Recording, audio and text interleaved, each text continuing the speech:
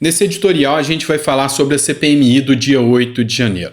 O que é interessante que você analise aqui com o editorial da Veja, que eu vou trazer agora, é que quando começou a circular os vídeos de infiltrados, quando começou a circular na rede vídeos argumentando que algo estava errado, inclusive que houve facilitação do acesso aos invasores aos prédios dos três poderes,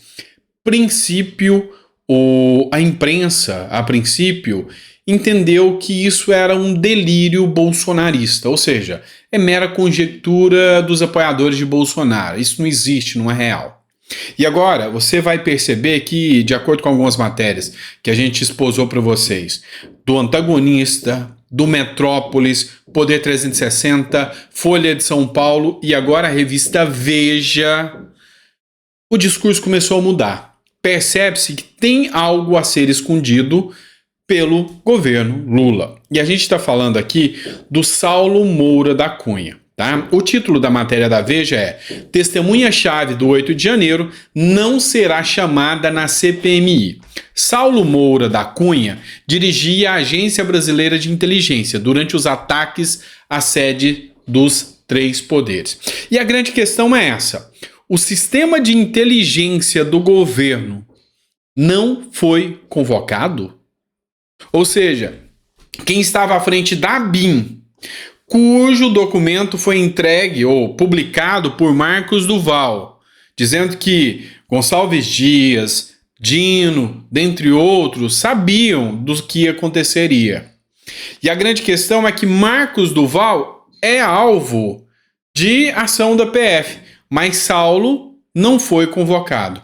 E isso acendeu uma luz de alerta até na imprensa, aquela imprensa não tão extremista ou não tão agora extremista e militante como antes, que começa a perceber que a água está chegando até o bumbum dele e está começando a perceber que a liberdade de imprensa vai ser calada, começa a discursar.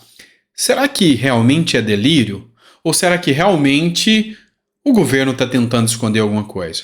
Então, a importância desse editorial da Veja, que começa a falar aqui em especial da fala do senador Esperidião Amin, que diz o seguinte: para o senador Esperidião Amin, que é de Santa Catarina, a negativa ao pedido de convocação do ex-diretor da Agência Brasileira de Inteligência, ABIN, Saulo Moura da Cunha, é um indicativo de má-fé na apuração dos fatos. Saulo foi nomeado como adjunto da ABIN no dia 1º de janeiro, para assumir interinamente a titularidade da agência no começo do governo.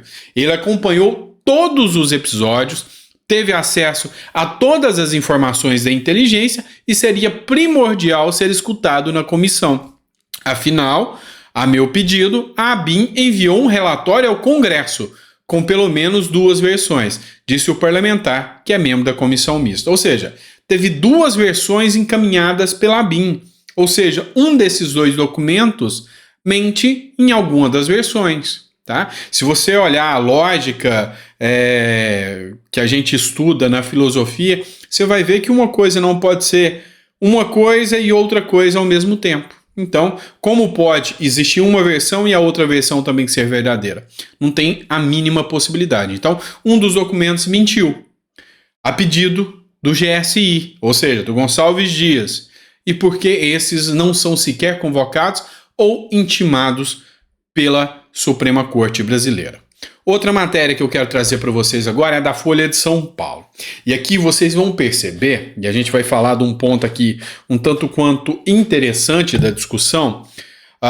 Lula parece morar no passado, diz Mangabeira Unger, professor da Harvard, critica políticas compensatórias e plano do governo para a Amazônia. Primeira coisa, a gente precisa entender quem é o Mangabeira, tá? O Mangabeira já foi aliado do Ciro Gomes, inclusive foi consultor político nas últimas eleições, já foi ministro de Lula, ministro de Dilma. E aqui vocês têm que entender o teor. Ele que é professor da Harvard em filosofia. Eu mesmo já li escritos do Mangabeira. O que é a grande questão? Qual é o ponto de vista aqui? A gente tem hoje 2 alas fazendo as críticas a Lula. Nós temos a direita, por óbvio que Lula representa tudo aquilo que é contrário à direita brasileira. E nós temos agora uma ala forte da esquerda, que vem tecendo críticas a Lula. Na verdade, duas alas da esquerda. Uma ala que é mais militante, mais petista, mas começa a tecer críticas pelas medidas adotadas por Lula, aproximação de Chaves, de Maduro, aproximação com Daniel Ortega, com ditaduras. Então ele já começa a receber críticas de uma ala militante, mas que percebeu que a coisa está um tanto quanto errada. E aí já tem aquele outro lado da esquerda. É uma esquerda, vamos dizer, mais radical em relação ao liberalismo. O Mangabeira é um crítico ferrenho do liberalismo. Ele é mais esquerda do que o Lula, vamos dizer assim. O PCO já tece críticas tanto à Suprema Corte brasileira quanto também ao Lula. O que a gente percebe? Hoje, Lula vem despencando na sua popularidade e a própria esquerda vem tecendo críticas, porque Lula não vai conseguir agradar aquela base que ele prometeu agradar, porque ela se difundiu demais. E quando um presidente começa a enfraquecer, ele cai. Então, esse é o ponto que a gente tem que fazer uma análise aqui. Até a parte da esquerda, não que tenha críticas, não que as críticas sejam totalmente fundadas, tem até um tanto quanto de análise aqui que vem do Mangabeira, que é até mais radical do que o Lula, mas mostra que perdeu o foco, perdeu a força e que eles não vão ter uma estrutura sólida e uma coalizão para 2026, não. O plano era só derrubar Bolsonaro. Agora estão perdidos e não sabem o que fazer. Tanto é que eu vou trazer uma matéria publicada aqui pelo Luiz Lima, que é deputado federal, e é interessante, é uma fala que foi publicada na Jovem Pan, e trata de uma fala do Ciro Gomes, presidenciável. O Luiz Lima escreveu o seguinte: mais um arrependido e responsável pela situação em que o Brasil se encontra. A todos que fizeram L, essa conta é de vocês, mas continuem criticando, tá? Eu digo, continuem criticando. É assim que as pessoas vão abrir os olhos para o que temos que enfrentar pela frente. Preste atenção nesse trecho da matéria e eu já volto para trazer mais comentários para vocês. Ciro Gomes não poupou críticas. Para ele, o presidente Lula não sabe o que fazer com o país. Nós não sabemos para onde é que o Brasil está indo para nenhum setor. Eu estou muito angustiado, porque ou nós encaramos o monstro que nós estamos criando, ou esta democracia estará morta na próxima eleição. Ciro ainda debochou do otimismo que tomou conta da equipe de Fernando Haddad com a sinalização de melhora no cenário econômico. Acompanhe. A Standard & Poor's tirou o Brasil da classificação de risco estável para positivo. Então, há uma euforia imensa. Então já está todo mundo cometendo rigorosamente o mesmo erro e alienação com que há 30 anos, praticamente, em números redondos, nós, brasileiros, temos sido enganados, enquanto o nosso país está sendo destruído. Acreditem, não há exagero nenhuma na minha palavra. O Brasil é um país em processo grave de destruição. As nações também se suicidam. Simples, didático, o que foi dito por Ciro Gomes. Ele percebe que hoje um erro gravíssimo foi confiar no governo Lula. E ele, que dentro da sua base não quis assumir publicamente, mas o PDT, que é o seu partido, deu apoio, tanto é que tem um ministério dentro do governo Lula. E a coisa ficou tão grave, a preocupação do Ciro, inclusive, com a destruição da democracia. Palavras do Ciro Gomes estão visando aqui as atitudes que vêm sendo tomadas. Ou seja, a ficha está começando a cair. E esperamos que a ficha caia. Então, eu não gosto do Ciro, não importa, divulga ao máximo, publica, porque as pessoas precisam entender aonde nós estamos chegando com a nossa democracia. Exemplo? Vamos lá, vamos trazer uma matéria da Jovem Pan para vocês. Após perder o mandato, Deltan Dallagnol viaja aos Estados Unidos. Novas aventuras. Primeiro ponto que eu deixaria aberto aqui para vocês. Vamos lembrar as falas do Marco Feliciano, das quais eu coaduno em número, gênero igual. Assino embaixo. Deltan Dallagnol, saia do Brasil, peça asilo político, porque o elo mais fraco dessa corrente é você. E eu vou fazer uma conjectura aqui até bem razoável para você entender. Começa a perceber comigo. Bolsonaro é um ex-presidente da República. É um cara dentro do Brasil que tem uma estrutura ainda de base e apoio político, inclusive de grande parte da população que deu milhões e milhões de votos para o Bolsonaro, gigantesca. E esse cara, essa semana, há grande possibilidade de ficar inelegível. Estão preocupados com o que a opinião pública vai dizer? Não. Eles simplesmente querem fazer. Não atingiram Moro, porque Moro é muito mais forte do que Dallagnol. Primeiro vamos atingir um elo mais fraco, ver o que acontece, se o povo vai se rebelar, se não vai, se ele vai conseguir mobilizar o povo. Não conseguiu? Beleza, agora o próximo é o Moro. Porque é o seguinte, Moro ainda é a peça-chave da Lava Jato. Raciocina comigo o seguinte, Lava Jato, nós temos espectros políticos diferentes. Nós temos o espectro político do bolsonarismo, que é gigantesco, mas ainda existe aquele espectro político quase que da terceira via, da direita, que é do lavajatismo. O nome do lavajatismo era Moro. E o segundo nome, ou seja, o elo mais fraco aqui que eles poderiam atacar era Dallagnol. Já o fizeram, já enfraqueceram as pernas do Moro.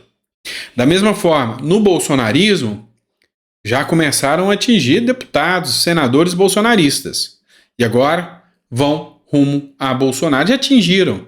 Com o 8 de janeiro, atingiram o núcleo duro do bolsonarismo com as narrativas que eles mesmos criaram.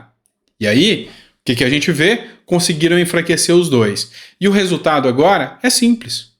Vão continuar sua escalada autoritária. E a grande questão que a gente tem que analisar aqui é de Deltan Dallagnol, que é a matéria que a gente está fazendo análise aqui. Após perder o mandato, Dallagnol vai para os Estados Unidos. E esse é o caminho. Se Dallagnol imagina ou sonha que ele tem força para enfrentar o que ainda está por vir, ele está ledamente enganado. É um ledo engano. Não tem. O Brasil de hoje é o Brasil que o Ciro Gomes descreveu. Um Brasil em processo gradativo de destruição. Democracias também se suicidam. E, infelizmente, a democracia brasileira está seguindo o papel que Ciro Gomes, infelizmente, colocou aqui e desenhou para a gente. Matéria aqui do Diário de Poder para vocês. Presidente do PP, do Partido Progressista, reage a Lula. Só ataques, só ódio, é o Lula 3. Senador Ciro Nogueira, presidente do Partido Progressista, comentou acusações de Lula ao Banco Central, a Bolsonaro, etc., durante a transmissão na internet. E é isso. É a força da vingança, é a força do ódio. Dallagnol, de todos, era a peça mais frágil. Era a peça mais frágil.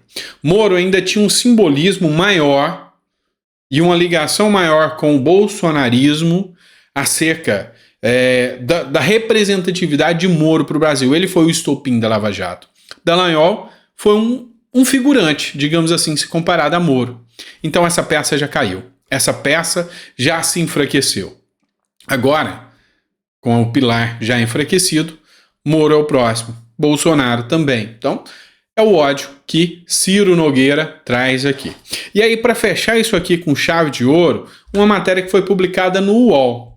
Boulos já diz, a inelegibilidade de Bolsonaro é possível e será bom para o país. Na fala do Boulos aqui, ele fala o seguinte, ele fala que já não tem mais que se preocupar se vai haver críticas ou não em deixar o Bolsonaro fraco, inelegível.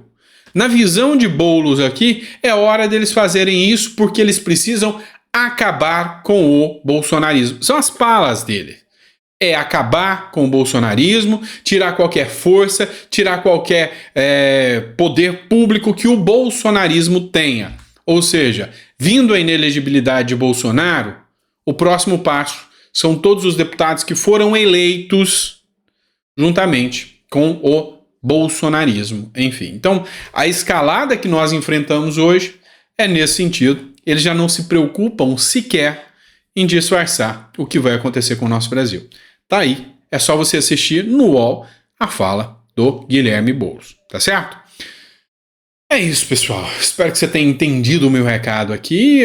A escalada é grande, mas a luta que vem pela democracia, não vamos entregar o ouro, vamos brigar dentro das pautas democráticas, dentro do que a lei ainda permite. Nós vamos estar aqui pondo o nosso ponto de vista, nós vamos estar aqui sempre trazendo informação para que você fique consciente do que vem acontecendo com o nosso Brasil, tá bom? Obrigado por tudo. Às 9 horas a gente volta com mais um editorial para vocês.